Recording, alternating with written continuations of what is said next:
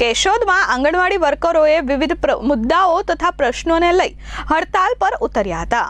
કેશોદના આંગણવાડી worker બહેનોએ દેશવ્યાપી હડતાલમાં જોડાઈ અને પોતાની માંગણી સંદર્ભમાં કેશોદ ડેપ્યુટી કલેક્ટર મામલતદારને આવેદનપત્ર આપ્યું છે। આંગણવાડી વર્કર બહેનો દ્વારા પોતાના વિવિધ મુદ્દાઓ તથા પ્રશ્નોને લઈ આજે ભારત બંધના એલાનમાં જોડાઈ અને તમામ પ્રકારની માંગ કરી હતી। મેહુલ ગોંડલિયા નગરપાલિકા પ્રમુખ કેશોદ આજરોજ કેશોદના સરહદ ખાતે આંગણવાડીની બહેનો પોતાના વિવિધ પ્રશ્નોને લઈને આંદોલન કરેલ છે।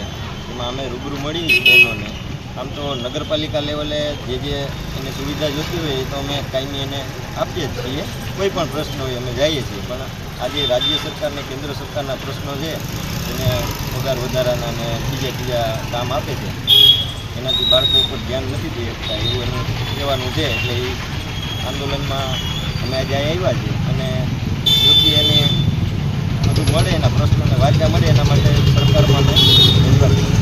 અંશાબેન અને હું આંગણવાડી વર્કર તરીકે ફરજ બજાવું છું, યુનિયનની જિલ્લા તરીકે પ્રમુખ તરીકે પણ ફરજ બજાવું છું। અને અમારો હેતુ છે કે અમારે 12મા પગાર પંથમાં લઈ અને નાની ઝીણી વસ્તુઓ છે, મોબાઈલની કામગીરી છે, રજિસ્ટરની કામગીરી બધું સાથે નિભાવવાનું આવે છે।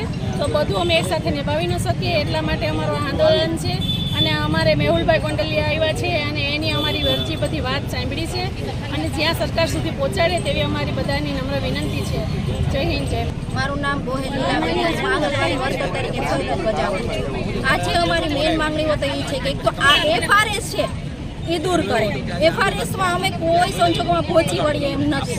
બીજું કે હાઈકોર્ટે જે ચુકાદો આપ્યો છે 3જા અને 4થા વર્ગના કર્મચારી જાહેર કરે એ માંગણીને સરકાર સ્વીકારે અને 3જા અને 4થા ગ્રેડના કર્મચારી જાહેર કરે, લઘુત્તમ વેતન આપે, વધારાની કામગીરી છે એ દૂર કરે અને જે આંગણવાડીની અંદર જે બહેનોને ભાડું પૂરતું મળતું નથી એ ભાડું બહેનોને ચૂકવે અને અમારી માંગણી સરકાર સ્વીકારે એવી અમારી નમ્ર અપીલ। હું રાજુભાઈ બોરખતરિયા, સૌરાષ્ટ્ર પ્રમુખ આમ આદમી પાર્ટી। આજરોજ કેશોદ મુકામે આંગણવાડી બહેનોએ પોતાના વિવિધ મુદ્દાઓ પર એક ધરણા પ્રદર્શન કર્યું। એમાં તમામ આંગણવાડી બહેનના યુનિયનના પ્રમુખ પણ હાજર રહ્યા હતા। અમારી આમ આદમી પાર્ટીની સમગ્ર ટીમ, શહેર પ્રમુખ, તાલુકા પ્રમુખ ટીમ હાજર રહી હતી અને જે બહેનોના વિવિધ પ્રશ્નો છે એમાં સાંભળ્યા। પ્રશ્નોને સાંભળતા એવું લાગી રહ્યું છે કે ખૂબ બહેનો સાથે અન્યાય થઈ રહ્યો છે અને એ અન્યાયની સાથે માંગ એવી છે કે અમને ન્યાય આપો, એમનું જે માનદ વેતન છે એ વેતન વધારાઓને વર્ષોથી આ મહેનત કરીને વર્ષોથી એ સંઘર્ષ કરી રહ્યા છે પણ સરકાર પેટનું પાણી નથી।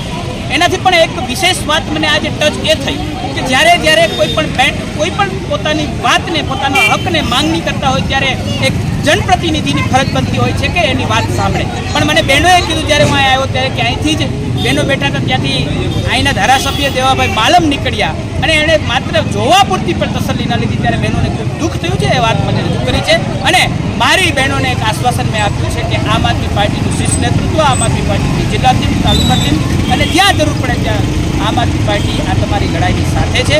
અને અમે ભૂતકાળમાં પણ આંગણવાડી બહેનો, આશા વર્કર બહેનો અને ફિક્સ પગારની બાબતમાં અમારા માનનીય નેતા ભાઈ શ્રી પ્રવીણભાઈ રામે ખૂબ મહેનત કરી છે અને રિઝલ્ટ આવ્યા છે અને આજે પણ હું વચન આપું છું કે આ લડાઈની અંદર પણ જ્યાં જરૂર પડશે, પ્રવીણભાઈ રામ હોય, સુલતાનભાઈ હોય, સુપાલ ઇટાલિયા હોય કે અમારી સ્થાનિક ટીમ જે લેવલે જે સ્તરે જરૂર પડશે ત્યાં અમે કરીશું। Aniruddhsinh Babariya, S24 news, Keshod.